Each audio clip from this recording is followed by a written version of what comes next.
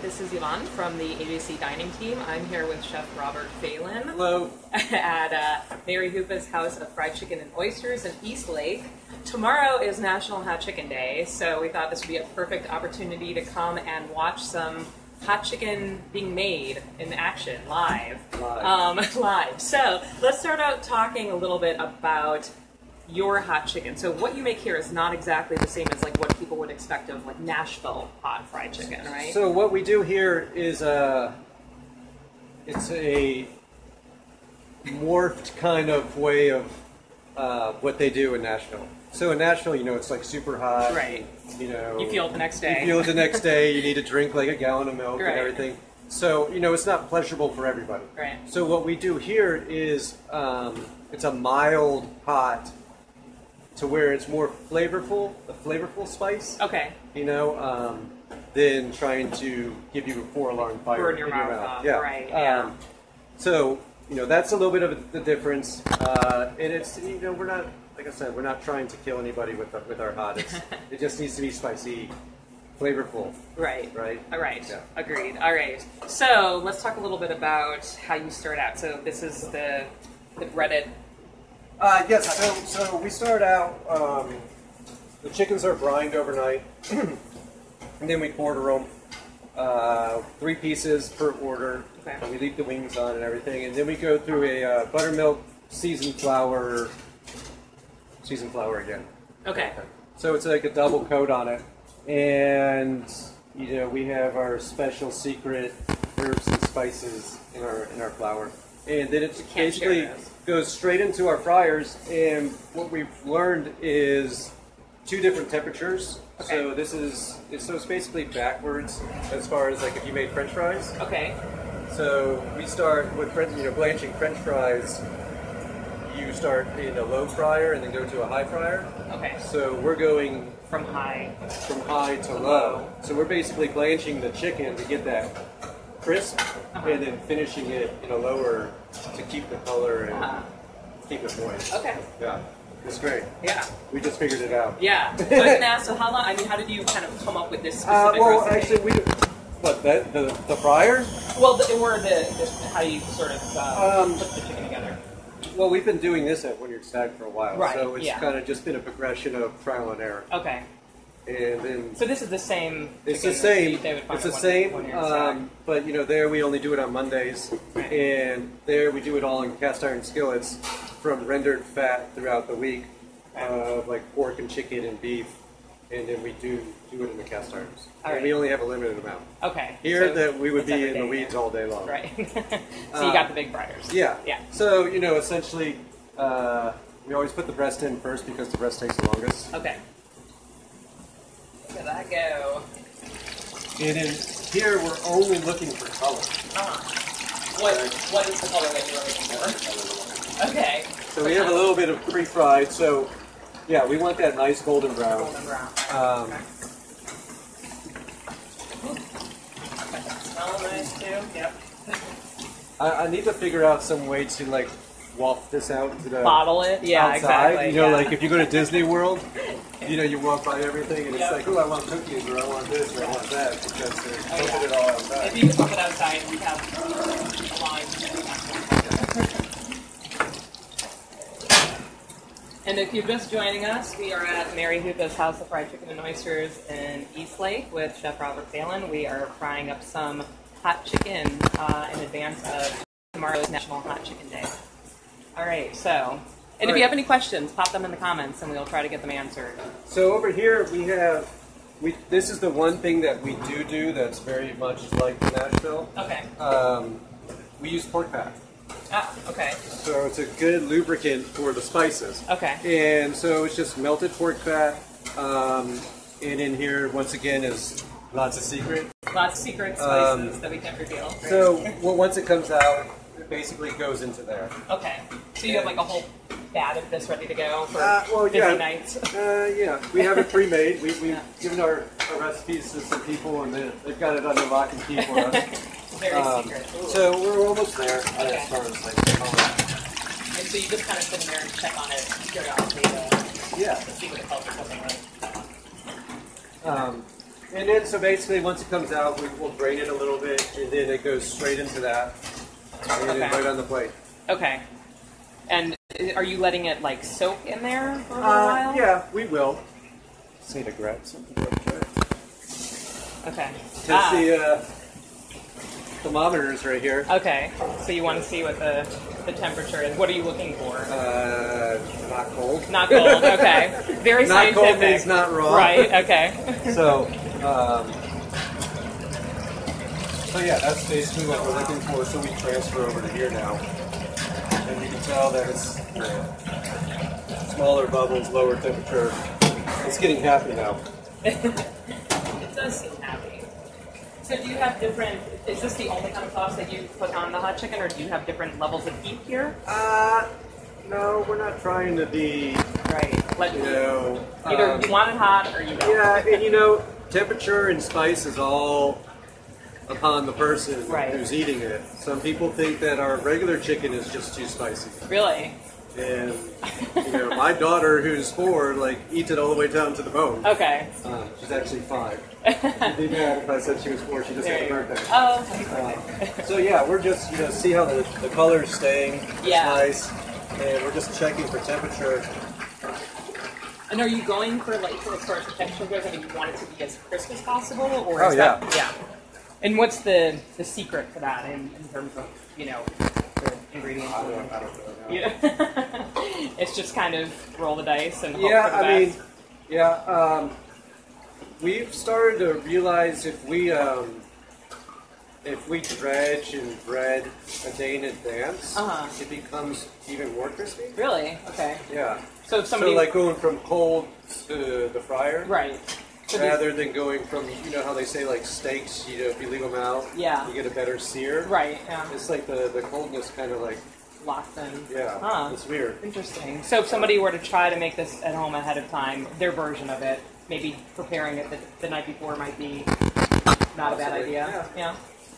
Tricks of the trade. Yeah. They've got 2 fryers, they can do it. Yeah. Well, right. Yeah. Not many people have that, I guess, but get 2 pans going. All right. So how long typically does frying for? 12 minutes. Okay. So, we do pretty much, for the most part, fry to order. Okay. Unless it's, 8 o'clock or whatever. Right, and you're about to we know that the whole place is full. Right. Yeah. We're kind of all right, throw a bunch of chicken in. Just keep it going. Because they're coming for chicken. Right. So I've got a question from Facebook. What are the happy hour specials at Hoopas? So today we actually just posted all this new stuff. We changed our happy hours. They were from 4 to 6. We're moving them from 5 to 7, so people can beat the traffic and get here and enjoy happy hour. We will also be featuring dollar oysters during that time, $3 draft, and $4 bubbles.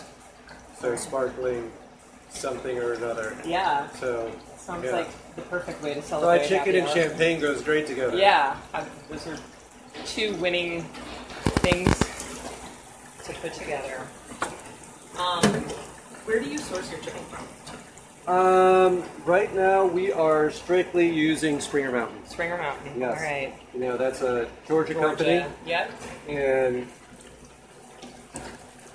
their chicken, I've found, actually is one of the better for frying. Really? Yeah.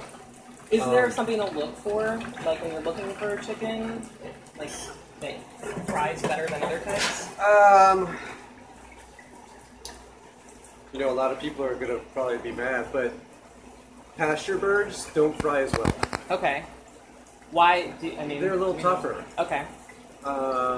You still want to have that antibiotic-free, right? Hormone-free, yeah. Cage-free. Mm-hmm. But when they're running around doing a bunch of stuff, they as soon as they hit high heat, they kind of And I tested a lot of chicken. Really? Okay. And so theirs was towards the top. Okay. So. All right. So I've got one more question from Facebook. Now that you're serving beer, are people still welcome to bring their own beer? That is no. All right. Yes. You cut off. Now that yeah, we're open for the first month without our liquor license. Right, so yeah. now we have it.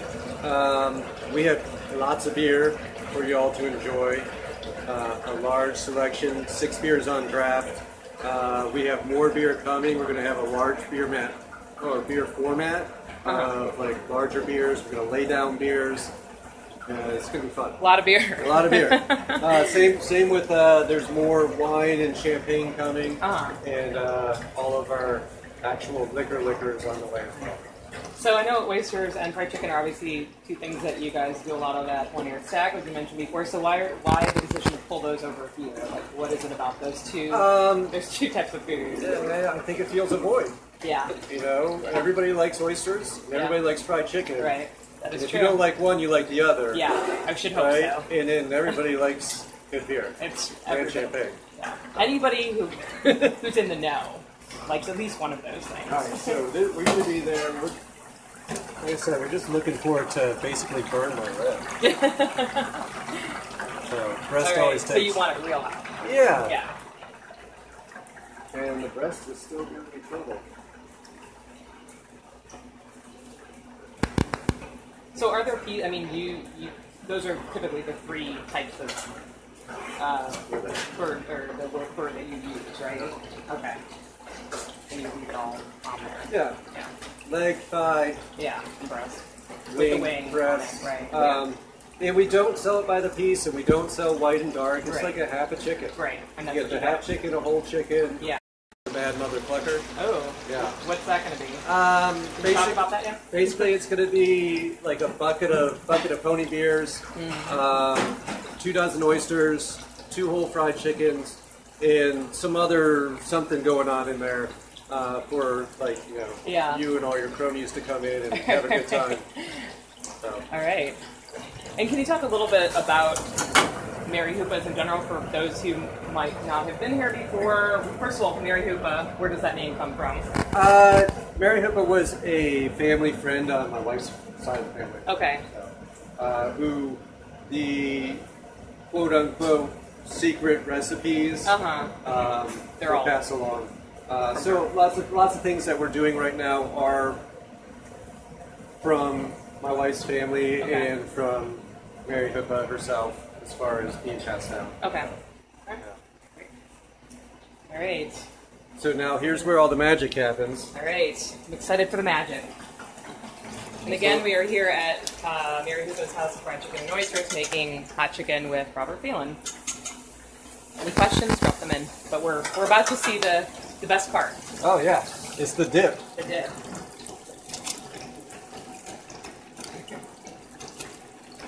All right. Wow. It's very exciting. It is very magical. I feel the magic. So yeah, we leave it in there for a little bit, and you see it just coats. I think a lot of places, though, too, in Nashville, they will soak the chicken before they fry it. Okay. So the chicken itself is like extremely spicy. Right. So here, You're just doing the breading. it's the outside. Right. So once you get to the chicken, you're safe. I mean, in theory. yeah. More or less. So on a scale of 1 to 10, how spicy would you say? I mean, I know it's all subjective. I mean, 10 being the spiciest. I would say it's a solid, like, 7. 7. Okay. You know, I like spicy food. Yeah. When things make me hiccup, I know that they're spicy. Okay. Because my body rejects spicy food, even though as much as I like it. Yeah. No, that's a problem, right? So it just, you know. Yeah. But some people would probably argue with me and say, "Oh, it's a solid 3." But I don't know. Yeah. It's really. It really is such a subjective thing. Yeah. Yeah. And what are some of the sides available? That's constantly rotating. Okay. And I'm saying constantly. We've only been open for a month. Right. But we've already changed some things. Right now we're offering like dirty rice, which is like 3 odds and grits almost, but it's dirty rice, so we use all the innards of chicken. We have some greens. We have red peas, Sea Island red peas, broccoli, rolls. Okay. potatoes. Okay. And those are seasonal, typically? Yeah, we're doing Just seasonal, working for them. what the farmers bring us, kind of thing. Right. So, Okay. yeah. All right.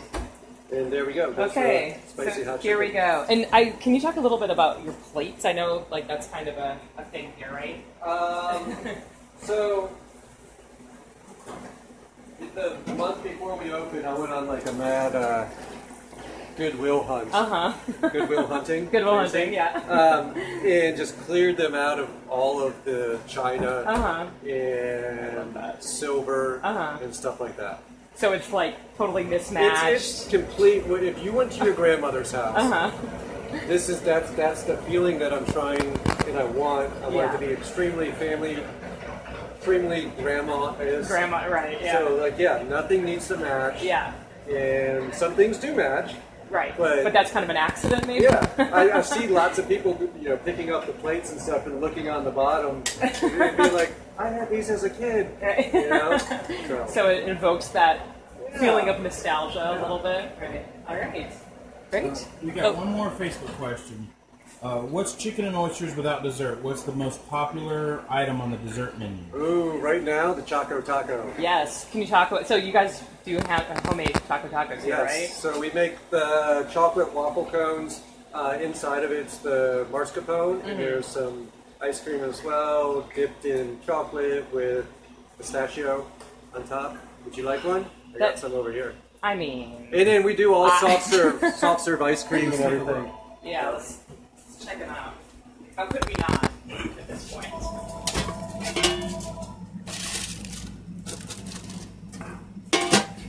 Oh, yes.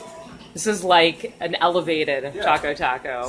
So our pastry chef at Wynyard Stag does all the pastries here as well, Chris Hoopas, and she does an amazing job, and she's here all the time making this stuff fresh daily. All right, I have to.